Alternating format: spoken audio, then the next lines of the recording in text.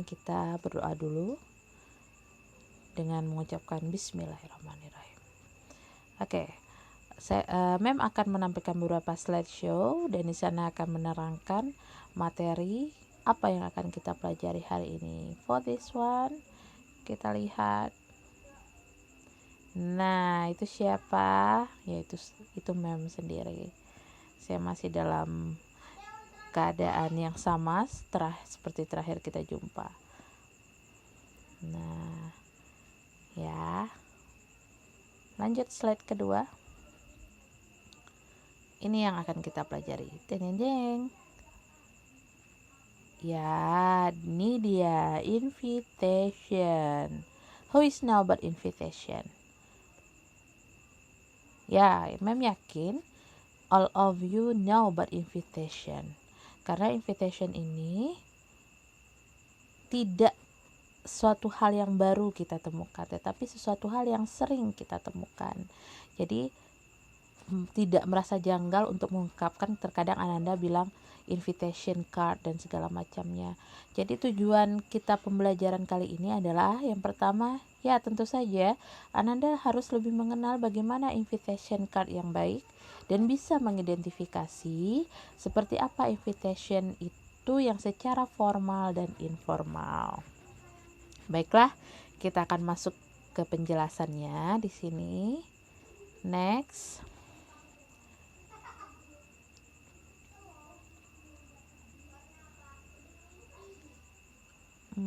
Invitation card. Pengertiannya menurut Oxford katanya invitation itu adalah a spoken or written request to somebody. Jadi seseorang yang mana meminta orang melakukan sesuatu atau untuk pergi ke suatu tempat. Itu kalau yang dari Oxford.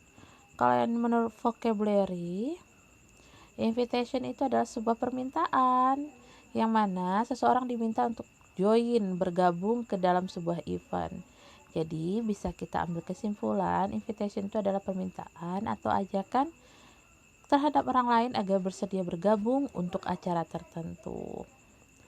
Nah, di sini dia bentuk tujuan dari invitation card.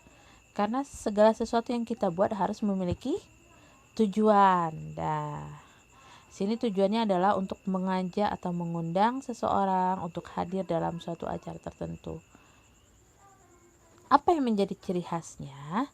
Ananda bisa menggunakan kalimat seperti would you like to come saja sudah merupakan ajakan atau invitation kita kepada seseorang. Contohnya misalnya, would you like to come my birthday party, Denny?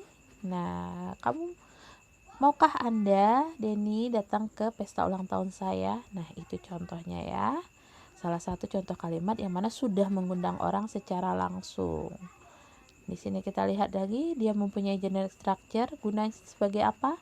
Dalam setiap teks harus memiliki yang namanya structure agar teks tersebut menjadi lebih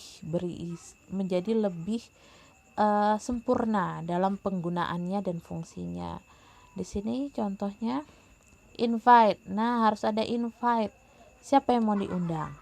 Jadi dalam sebuah invitation itu harus memiliki yang namanya invite.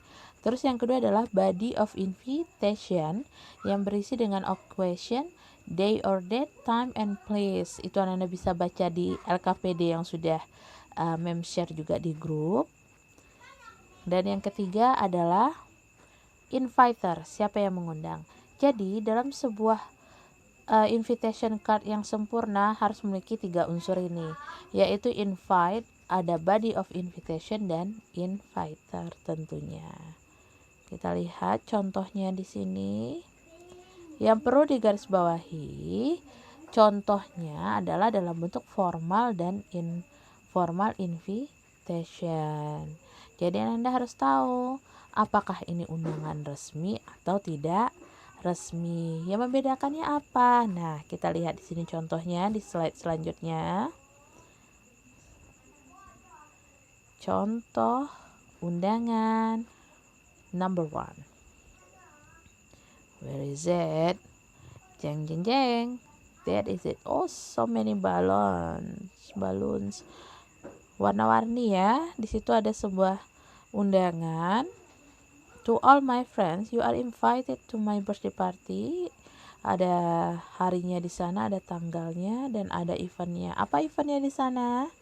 Ya, birthday party. Betul sekali. Ini adalah salah satu contoh undangan yang tidak resmi. Ya, yang mana biasanya undangan yang tidak resmi ini digunakan dalam acara ulang tahun, keluarga, atau yang lainnya. Kita lihat contoh kedua.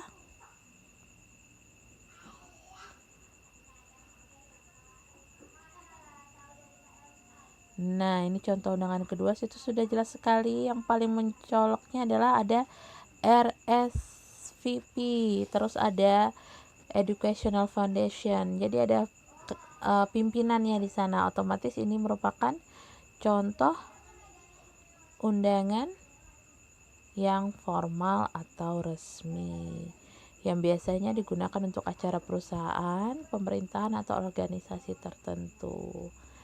Nah, that are explanation about invitation card.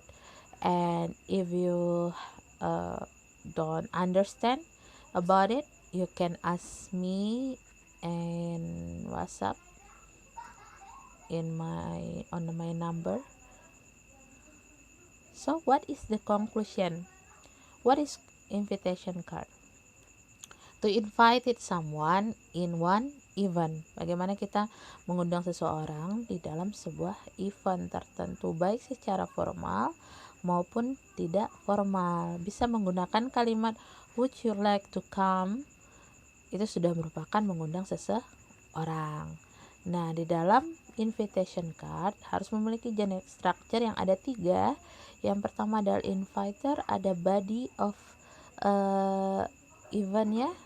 Terus yang terakhir adalah sendernya, pengirimnya siapa. Semua itu harus ada di dalam sebuah invitation card. Okay? I think enough for today to explanation about invitation card. Jika Anda kurang jelas dan tidak paham, silahkan hubungi saya kembali. Dan untuk exercise, you can see in your worksheet yang sudah saya bagikan di grup. And stay healthy, stay at home, and see you next week. Thank you very much. Assalamualaikum warahmatullahi wabarakatuh.